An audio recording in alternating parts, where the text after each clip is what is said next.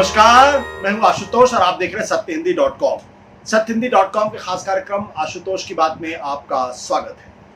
सबसे पहले छोटी सी अपील यह है कि सत्यहिंदी.com पत्रकारिता को नए सिरे से स्थापित करने में लगा हुआ है, सच को सच कहने की कोशिश कर रहा है और इसके लिए हमें आपकी मदद की जरूरत है। आज के जमाने में जबकि पत्रकारिता पूरी तरीके से सरकारों पर निर्भर हो गई और जो सरकारें चाहती हैं वही वो करते हैं, तो सत्यहिंदी.com सरकारों पर निर्भर नहीं रहना चाहती है, ईमानदारी की पत्रकारिता करना चाहती है। इसके लिए हमें आपके समर्थन की जरूरत है। आपको कुछ नहीं करना है, इस वीडियो के डिस्क्रिप्शन में जाना है, वहां आपको एक लिंक मिलेगा। उस लिंक को आप क्लिक करेंगे और क्लिक करने के बाद अगर आप हमें आर्थिक भुगतान करेंगे तो हमें बहुत मदद मिलेगी और पत्रकारिता को नए सिरे से ईमानदारी के साथ करने में आपका सहयोग जो मिलेगा उसके लिए हम हृदय से आभारी रहेंगे। और अब आज के विषय पर बात करते हैं। दो सवाल। पहला सवाल यह है कि क्या भारत और चीन के बीच में जंग होगी? दूसरा सवाल, अगर जंग हुई तो क्या भारत चीन को परास्त कर सकता है? ये वो सवाल हैं जिनका जवाब इस वक्त हर कोई खोज रहा है।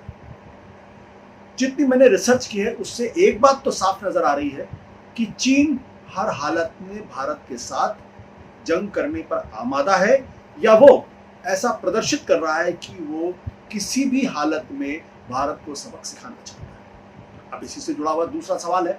दूसरा सवाल यह है, क्या भारत चीन के साथ जंग करना चाहता है?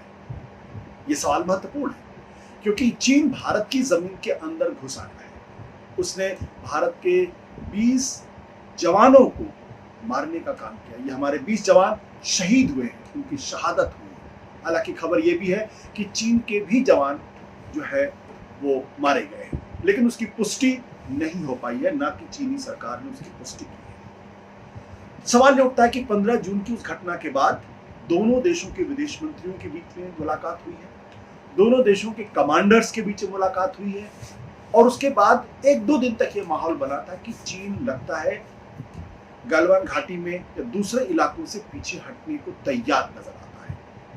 लेकिन आपको जान के हैरानी होगी, जैसा सत्यहिंदी.com आपको पहले भी बता चुका है कि फिलहाल चीन जो है गलवान घाटी में जिस पेट्रोलिंग पॉइंट 14 पर एक तरीके से खूनी संघर्ष हुआ था, भारत के 20 जवान शहीद हुए थे, उसी जगह पर चीन ने अब पहले से बड़ा मिलिट्री कैंप बना लिया है, जहां चारों तरफ से बंदूकें बिखरी हुई हैं और उनकी संख्या काफी ज्यादा है। ये दो चीजें दिखाता है। एक, पहली बात यह है कि चीन गलवान घाटी की उस जमीन को छोड़ने के लिए बिल्कुल तैयार नहीं है, और दूसरी बात, बातचीत के बावजूद भी भारत को संकेत दे रहा है कि हम तुम्हारी बातों को मानने के लिए तैयार नहीं है, ये जमीन हम नहीं छोड़ेंगे। और इतना ही नहीं, ये जो कैंप है, ये कैंप सिंबॉलिक रूप से बहुत कुछ कहता है। भारत को संदेश तो दे ही रहा है, साथ ही साथ पूरी दुनिया को भी संदेश देने की कोशिश कर रहा है कि आप चीन को आंखें नहीं दिखा सकते और आप चीन को जो है झुका नहीं सकते। और अब ये जो चीन है, ये चीन माओ के जमाने का चीन नहीं है, ये चीन एक सुपर पावर बन चुका है और अमेरिका, यूरोपियन यूनियन या भारत जो है, ये सब मिलकर भी उसको वो करने से नहीं रोक सकते जो वो करना चाहता है।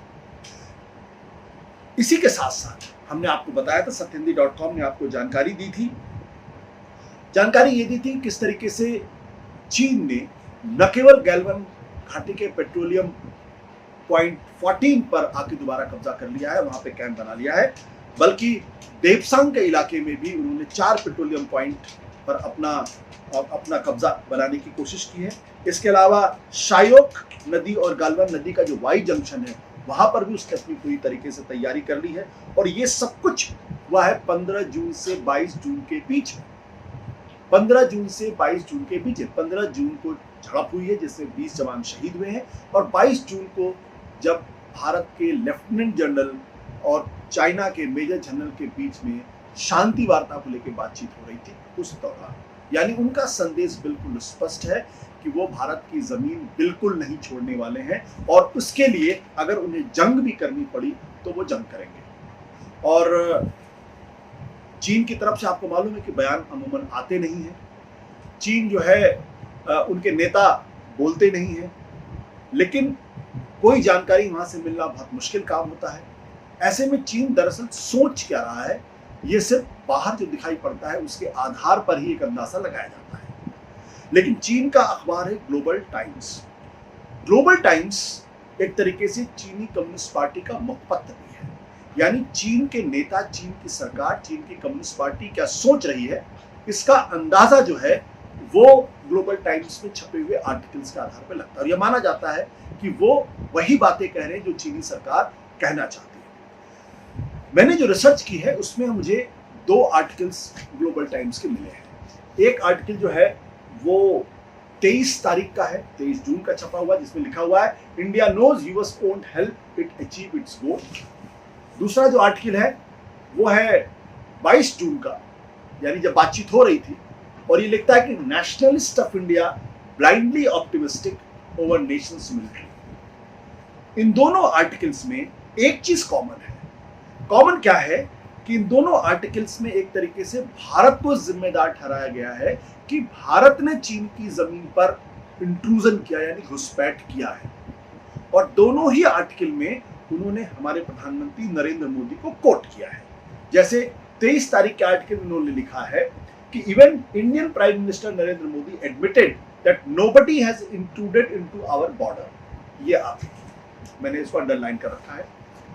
दूसरा, इसी तरीके से जो 22 तारीख का आर्टिकल है उसमें भी इस बात का जिक्र किया गया है कि कैसे देश के प्रधानमंत्री नरेंद्र मोदी ने इस बात को माना है।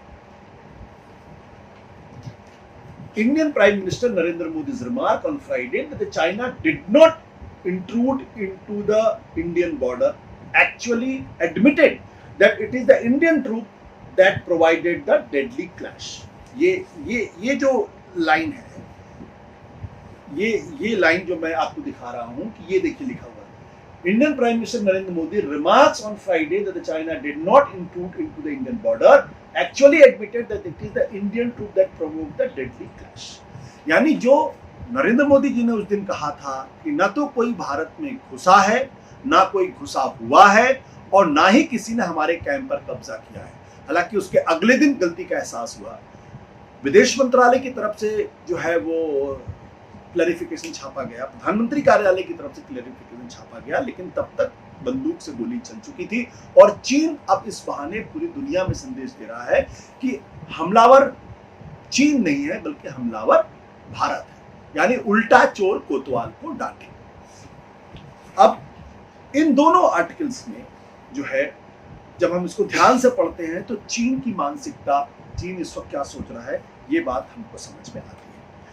चीन कहता है कि वो जंग छेड़ना नहीं चाहता, बिल्कुल वो कहता है कि वो जंग छेड़ना नहीं चाहता है, और वो ये भी कहता है कि अगर जंग हुई तो जो लोग भारत में सोचे बैठे हैं कि अमेरिका भारत की मदद करेगा, ऐसा होने वाला नहीं है। वो कहता है कि भारत को भी मालूम है, यानी उसके कहने का मतलब ये है कि भारत की सरकार को मालूम है कि अंत में चीन, अमेरिका जो है वो भारत की मदद करने के लिए नहीं आएगा। लेकिन फिर वो कहता है कि भारत में ऐसे राष्ट्रवादी लोग हैं, ऐसे कट्टरपंथी लोग हैं जो एकदम अंध आशावाद से ग्रसित हैं और जिनका ये मानना है कि चीन को हराया जा सकता है।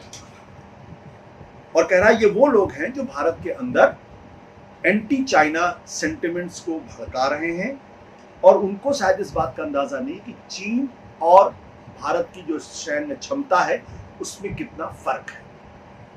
यानी इसको समझने की जरूरत है। वो इस बात को अच्छी तरीके से समझ रहे हैं कि भारत के अंदर जो है ये राष्ट्रवादी तबका है, ये दरअसल भारत चीन विरोधी भावनाओं को भड़का रहा है, युद्ध के लिए देश को आमादा कर रहा है, और उसको इस बात का बिल्कुल अंदाजा नहीं है कि चीन और भारत की सैन्य क्षमता में कितना फर्क है। और उसके बाद आप ये देखिए, गैप ऑफ मिलिट्री कैपेबिलिटीज, ये लिखा गैप ऑफ मिलिट्री कैपेबिलिटीज। उसके बाद इस लेख के अंदर चीन और भारत की जो सैनिक क्षमता है, जो फौजी क्षमता है, इसका बड़े सिलसिलेवार तरीके से ब्यौरा दिया गया है। और इस बात को स्पष्ट तौर पर इस पर लिखा हुआ कि भारत के पास कौन कौन से हेलीकॉप्टर्स हैं, कौन कौन से हाविट्जर गन्स हैं, और वो कौन कौन से इनके पास जो है वो ट्रांसपोर्ट एयरक्राफ्ट है, फिर इनका जो मेरिट, जैसे इन्होंने नाम लिया है, बाकायदा नाम लिया गया कि इंडियन एयरफोर्स के पास है US made C-17, Russian made 276, IL-76, AN-32 transport का नाम लिया गया है। फिर इसके साथ साथ US made CH-47 Chinook transport helicopter का जिक्र किया गया है, AH-64 अपाचे अटैक हेलीकॉप्टर का जिक्र किया गया है। और फिर वो कहता है कि इंडियन नेवी के पास जो है वो अमेरिका का बना हुआ P-81 मैरीटाइम पेट्रोल एयरक्राफ्ट है, MiG-29 का जिक्र करता है, Su-30 MKI फाइटर जेट्स का जिक्र करता है, मिराज का जिक्र करता है, जगुआर का जिक्र करता है और तमाम चीजों का वो जिक्र करता है। और उसके साथ साथ वो अपनी जो चीनी क्षमता है उसके बरक्स उसको रखता जाता है। जैसे वो कहता है कि जो भारत का जो C-17 है, 76, A-30, ये जो ट्रांसपोर्ट एयरक्राफ्ट ने भारत की सीमा पर जो है वो सैनिक जमावड़े को बढ़ाया है। फिर वो कहता है कि चीन ने क्या किया है, चीन ने हुबई प्रांत से अपने तमाम पैरा ट्रूपर्स को हजारों की संख्या में वहां के इलाके इकट्ठा कर दिया है और उनके लिए हेलीकॉप्टर और उसकी जरूरत नहीं पड़ती क्योंकि हमारे यहाँ सड़क रेलवे से रास्ता बहुत अच्छा है, भारत के पास ये सुविधा नहीं है। फिर ये तो उन तमाम चीजों का जिक्र करते करते जैसे वो ये भी कहता है कि there is no match for these Chinese counter parts like PCL-181, PLZ-05 self propelled howitzer guns, Z-10, Z-10 attack helicopters, Type 15 and Type 99A tanks, इनका जिक्र करता है। और फिर वो कहता है कि दरअसल हमारे जो इक्विपमेंट्स हैं, हमारे जो हथियार हैं, हमारे जो शस्त्र हैं, ये सारे के सारे शस्त्र जो हैं वो चीन के अंदर बने हुए हैं। भारत के जो शस्त्र हैं वो कहीं अमेरिका से आया हुआ है, चीन जो रशिया से आया हुआ है, फ्रांस से आया हुआ है, कुछ दूसरे देशों से आया हुआ है।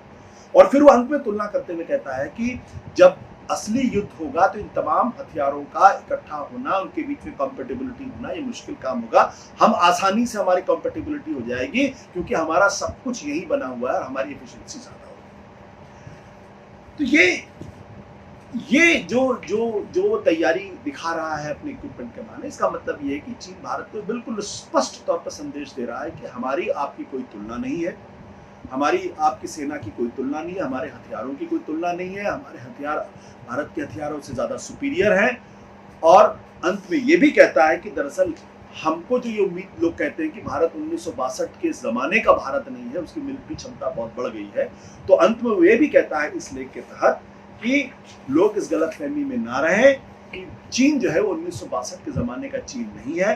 हमारी मिलिट्री कैपेबिलिटी बहुत बढ़ चुकी है, हमारी आर्थिक कैपेबिलिटी क्षमता बहुत ज़्यादा बढ़ चुकी है। और फिर वो Stockholm International Peace Research Institute का हवाला देते हुए कहता है कि जो चीन की जो मिलिट्री एक्सपेंडिचर है वह भारत की मिलिट्री एक्सपेंडिचर जो 2019 के हिसाब से तिगुना है। और फिर वो अंत में इस निष्कर्ष पर पहुंचता है कि India can not win a war against China but Indian nationalist do not believe so. अब इन सब चीजों को हमको एक पर्सपेक्टिव में समझने की जरूरत है। तो जो मैंने आपको शुरू से कहा था कि क्या भारत और चीन के बीच में जंग होगी, इसका जवाब किसी के पास नहीं। लेकिन एक बात बिल्कुल स्पष्ट है, वो बात ये स्पष्ट है कि चीन भारत को स्पष्ट संदेश दे रहा है कि हमसे जंग करने की या युद्ध करने की आप हिम्मत मत जुटाइए। अगर आप करेंगे तो हमारी जो सैनिक क्षमता है वो भारत की सैनिक क्षमता से कहीं ज्यादा है। हम जो खर्च करते हैं और हमारे पास जो हथियार हैं वो भारत के हथियारों से कई गुना बेहतर है। वो ये संदेश इस लेख में देना चाहता है, यानी वो ये बताना चाहता है कि हम आपकी गैल्वन घाटी के कैंप के PP यानी पेट्रोलियम पॉइंट 14 पे दोबारा घुस गए हैं, वहाँ पे कैंप बना लिया है। देपसोंग में हमने अपने को मजबूत कर लिया है। इसके अलावा हमने जो हॉट स्प्रिंग का इलाका वहाँ पे अपने मजबूत कर लिया है। साइवोक नदी और गलवान नदी के बीच में जो वाई जंक्शन है वहाँ पे अपने आप को मजबूत कर लिया है। और अगर आप हमको हटाने की कोशिश करेंगे, अगर आप उसके लिए जंग करने की कोशिश करेंगे तो आपके लिए बहुत बड़ा खतरा होने वाला है। ये संदेश चीन हमको देने की कोशिश कर रहा है। ये देश यानी भारत को देखने और फिर वो अंत में वो चुटकी भी काटता है कि दरअसल भारत के जो राष्ट्रवादी हैं वो बिल्कुल इस वक्त अंध उसमें फंसे हुए हैं और उनको अपनी क्षमता का और हमारी क्षमता का अंदाजा नहीं, और शायद इस नशे में है कि चीन को हराया जा सकता है या चीन की ताकत हमसे कम है। ये तो चीन का पर्सपेक्टिव है। हकीकत यह है कि दरअसल आज की तारीख में जंग ना तो चीन के पक्ष में जाएगी ना भारत के पक्ष में जाएगी। और ऐसा मैं क्यों कह रहा हूं? ऐसा इसलिए कह रहा हूं क्योंकि आज भारत की आर्थिक स्थिति अच्छी नहीं है। कोविड की वजह से भारत की आर्थिक स्थिति को नेगेटिव में जाने की आशंका जताई जा रही है, और अगर जंग होगा तो अर्थव्यवस्था की हालत और बुरी हो जाएगी। डेंग ज़ाओपिंग एक बात कहते थे कि अपनी तैयारी करते रहिए, दुनिया को पता मत लगने दीजिए। और जंग तब करनी चाहिए जब आप चाहते हैं, ना कि सामने वाला या शत्रु चाहता है।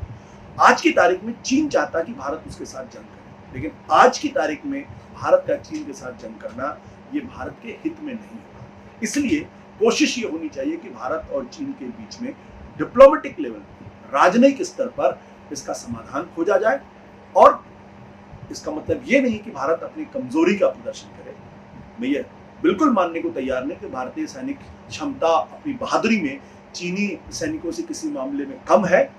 नाथुला में 1967 में जब भारत और चीन के बीच में दोबारा जंग हुई थी तो भारत के सैनिकों ने 400 से ज्यादा चीनी सैनिकों का हताहत कर दिया था, और हमारे सिर्फ 88 सैनिक ही हताहत हुए थे। और उसके बाद से चीन ने कभी भारत पर हमला करने की या करने की जरूरत नहीं की थी, सिवाय 1975 के। ये पहला वाकया है इन 45 सालों में जब हमारे 20 सैनिक शहीद हुए हैं। तो हमारी क्षमता कम नहीं है, लेकिन सवाल है क्या ये युद्ध का माकूल माहौल है? अगर मैं कहूंगा तो बिल्कुल नहीं। ऐसे में मेरी आपसे गुजारिश है कि फर्जी टीवी चैनल्स के फर्जी राष्ट्रवादियों की बातों को सुनकर आप किसी मुकाबले में नहीं। ये जो फर्जी टीवी चैनल्स हैं, रोज फर्जी बातें करते हैं, रोज कि हम चीन को है जो दांत खट्टे कर देंगे, चीन को ऐसी तैसी कर देंगे, चीन ड्रैगन जो है वो पीछे हो गया है और 5 किलोमीटर पीछे हमने उसको ढकेल दिया है। ये सब फर्जी बातों पर अगर आप यकीन करेंगे तो आप भी अंधविश्वास में रहेंगे। हकीकत ये है कि आज की तारीख में जंग भारत के हित में नहीं है और भारत को जंग नहीं करना चाहिए। नमस्कार, धन्यवाद। सत्य हिंदी के और वीडियोस को देखने के लिए हमारे YouTube चैनल को सब्सक्राइब करें और सीधे नोटिफिकेशन पाने के लिए बेल आइकन दबाएं।